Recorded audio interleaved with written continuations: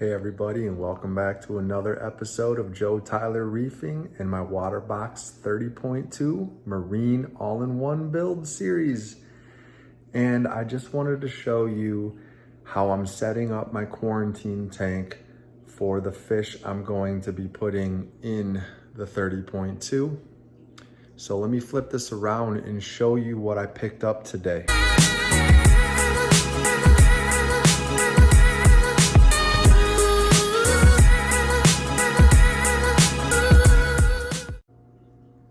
All right, so this is going to be my quarantine tank for my fish.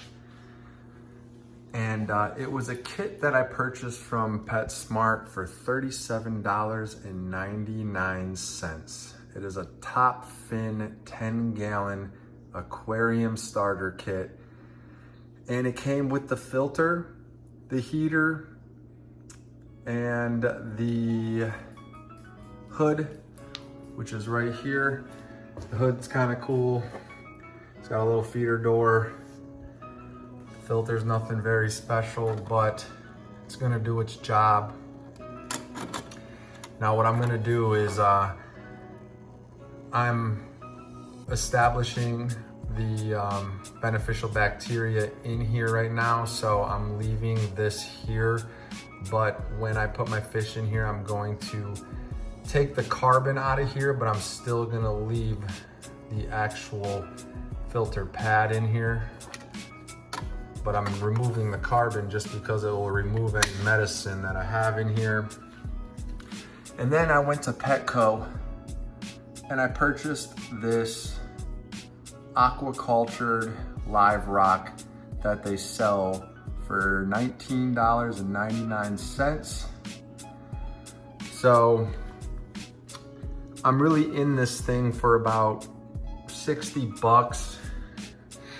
But if you have your own, live rock that you want to put in here to establish, I also put in some filter pads that was in the 30.2 just to get the cycle going in this.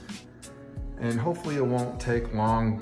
And yeah, I just wanted to show you how I set up a quarantine tank for basically under 50 bucks if you take the live rock out.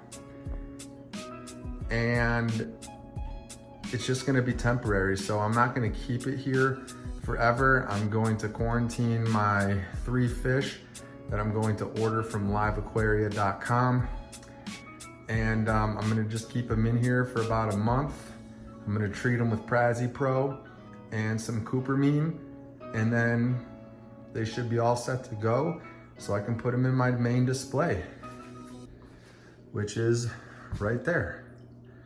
So this thing cycled a couple days ago, and I did about a 70% water change in here.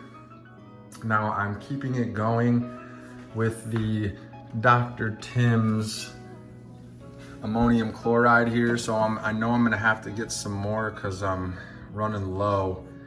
But I basically put a half a capful in there every other day just to keep the beneficial bacteria alive. But as far as my board goes, I should probably plug my ATO back in because I just did the water change today. But yeah, so it's going really good. I can't wait to get some fish in quarantine. I'm gonna tell you a little story about this. I found a guy who owns a local fish store about an hour and 14 minutes away from me, who was going to quarantine my fish. Now there's 2 fish that I really, really want, and I don't want to tell you what they are right now until I can reveal them. But he said he could get them. I paid for them. So basically, put it this way, it was 450 bucks for 3 fish that I ordered from this guy. Well, it took 2 weeks, and I finally was like, hey, did you get the fish in yet? And he goes, I'm having a really hard time getting them for you, but if I get them, I can quarantine them for you. And I said, well, listen, man, can I just have my money back? Because I'm just gonna set up a quarantine system myself, and the fish that I want, I'm just gonna have to be patient, but Live Aquaria has them in stock, but I can't order them yet until I know that this system I have set up for quarantine has cycled. So that is why I went to Petco and bought that little chunk. They call it a medium-sized aquacultured live rock from Indonesia. So I'm hoping that has enough beneficial bacteria in there to make this tank cycle. But if I have to wait, I have to wait.